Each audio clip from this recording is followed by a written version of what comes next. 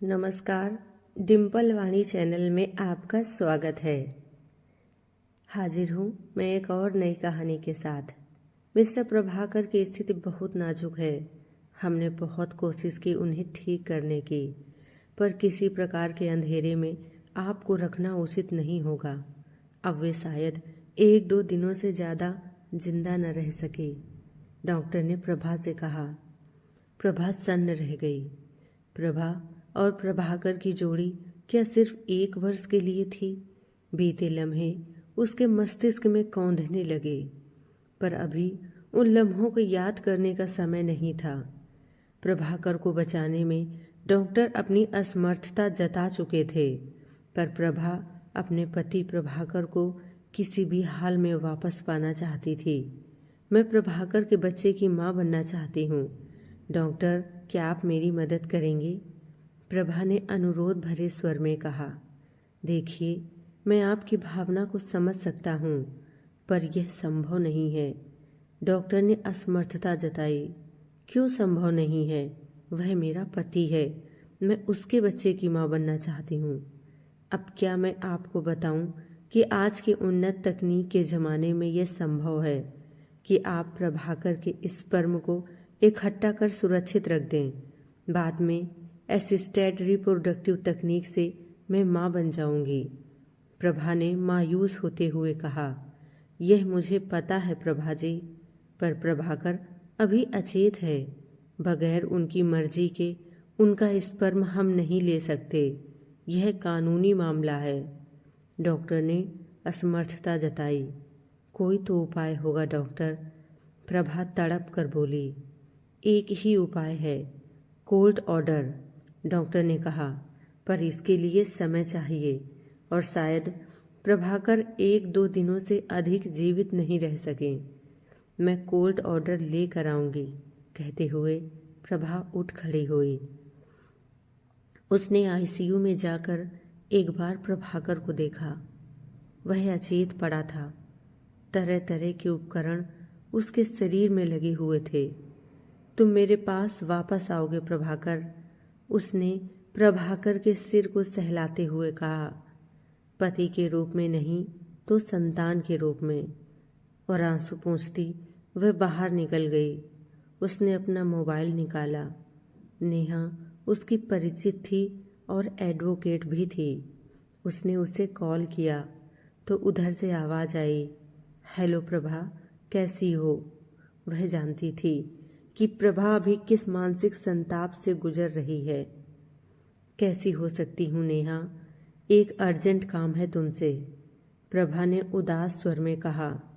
बोलो ना, नेहा ने आत्मीयता से कहा। आज ही कोर्ट ऑर्डर ले लो, प्रभाकर के स्पर्म को कलेक्ट कर प्रिजर्व करने का। मैं प्रभाकर के बच्चे की माँ बनना चाहती हूँ, प्रभा ने कहा। आज ही? मगर ये मुश्किल है। कोर्ट के मामले तो तुम जानती ही हो, नेहा ने असमर्थता जताते हुए कहा। जानती हूँ, पर तुम जान लो कि डॉक्टर ने कहा है कि प्रभाकर 1-2 दिनों से ज़्यादा जीवित नहीं रह सकता और उसके जाने के पहले मैं उसका स्पर्म प्रिजर्व करवाना चाहती हूँ, ताकि मैं असिस्टेड रिप्रोडक्टिव तकनीक से प्रभाकर के बच्चे की माँ बन सकूँ। कोर्ट में कैसे और क्या करना है यह तुम मुझसे बेहतर जान सकती हो। प्लीज़ नेहा, पूरा जोर लगा दो, ज़रूर कोई रास्ता होगा, प्रभा ने कहा। ठीक है, मैं सारे काम छोड़ इस काम में लगती हूँ। मैं राजेंद्र अंकल को तुम्हारे दस्तखत लेने भेजूंगी। तुरंत दस्तखत कर पेपर भेज देना। नेहा प्रभा के पड़ोस में ही रहती थी और उसके ससुर राजेंद्र जी से परिचित थे। ठीक है, प्रभा ने फ़ोन बंद कर दिया। सब कुछ समाप्त हो चुका था। प्रभा हॉस्पिटल के वेटिंग लॉन्ज में बैठ गई। चारों ओर मरीजों के परिचित व रिश्तेदार बैठे थे। कुछ के मरीज सामान्य रूप से बीमार थे तो कुछ के गंभीर। कोविड की दूसरी लहर की अफरा तफरी समाप्त हो चुकी थी। हॉस्पिटल के कर्मचारी अपने काम में व्यस्त थे। कोई कैश काउंटर में काम कर रहा था तो कोई कैशलेस काउंटर पर। इतने लोगों के होते हुए भी चारों ओर अजीब किस्म का सन्नाटा था।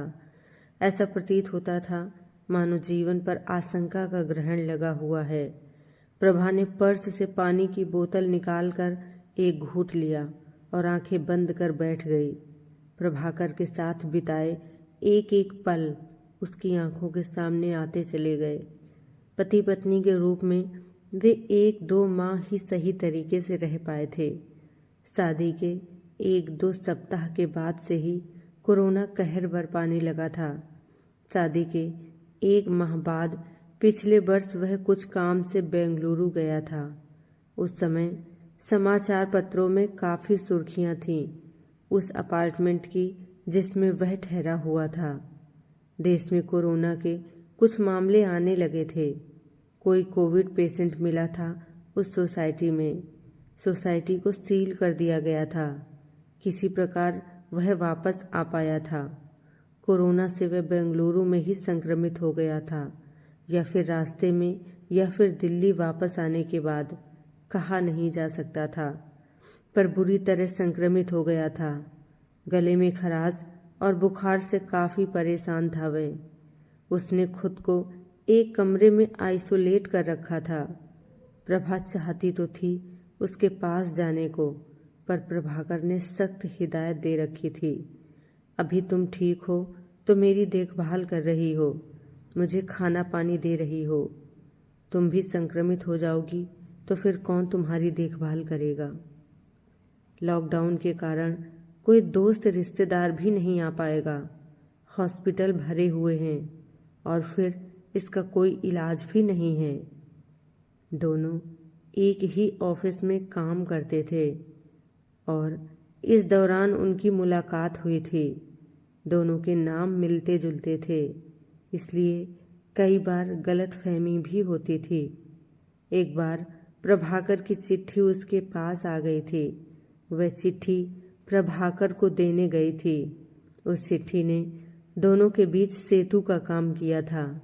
दोनों के नाम मिलते जुलते ही नहीं थे, सोच विचार में भी तालमेल था। पहले दोनों अच्छे दोस्त बने, फिर प्रेमी और फिर दंपति। मगर जिंदगी को शायद कुछ और ही गंवारा था। संयोग से वह कोरोना ग्रस्त होने से बच गए और प्रभाकर भी धीरे धीरे ठीक हो गया। कोविड से ठीक होने के बाद लगा था कि जिंदगी पटरी पर वापस आ रही है, पर कोविड के पोस्ट कॉम्प्लिकेशंस के कारण प्रभाकर की स्थिति बिगड़ने लगी।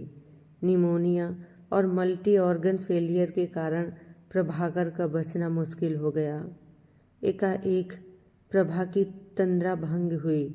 उसका मोबाइल बज रहा था। उसने स्क्रीन पर देखा, न्यू पापा कॉलिंग। मैसेज स्क्रीन पर फ्लैश हो रहा था। उसने प्रभाकर के पिताजी का नंबर न्यू पापा के नाम से सेव कर रखा था। प्रभाकर के पापा राजेंद्र जी काफ़ी सहयोगात्मक व्यवहार वाले थे। पहले उसने उनका नाम फादर इन लॉ के नाम से सेव कर रखा था, पर उनके स्नेह को देखते हुए उसने उन्हें न्यू पापा का पद दे दिया था। हेलो पापा, उसने कॉल रिसीव कर छीड़ स्वर में कहा। कहाँ हो बेटा?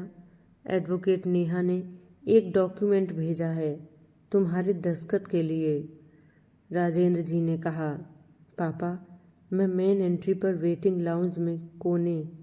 बोलते बोलते रुक गई। प्रभा, उसने देखा प्रभाकर के पिताजी उसके सामने आ गए थे। इस पेपर पर दस्तखत कर दो, नेहा ने मांगा है। राजेंद्र जी ने उसे पेपर देते हुए कहा। उनके चेहरे पर उदासी पसरी हुई थी।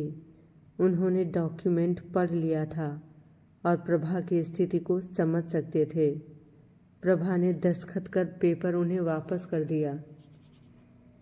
पापा, चाय पीना चाहेंगे? उसने पूछा। वह जानती थी कि घर में किसी को खाने पीने की कोई रुचि फिलहाल नहीं है। इच्छा तो नहीं हो रही, जीवन ने तो जहर पिला रखा है। नेहा ने तुरंत पेपर मांगा है। चलता हूँ। और वे चलते बने। शाम तक नेहा कोर्ट ऑर्डर लेकर आ गई।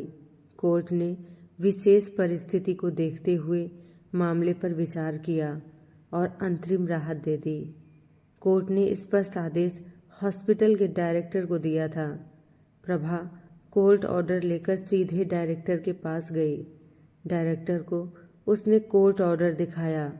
उसमें साफ साफ यह उल्लेख था कि चूंकि मरीज अचेत है और उसकी सहमति पाना असंभव है, विशेष परिस्थिति को देखते हुए न्यायालय अस्पताल प्रशासन को आदेश देता है कि IVF ART प्रोसीजर से मरीज के स्पर्म को सुरक्षित रखें।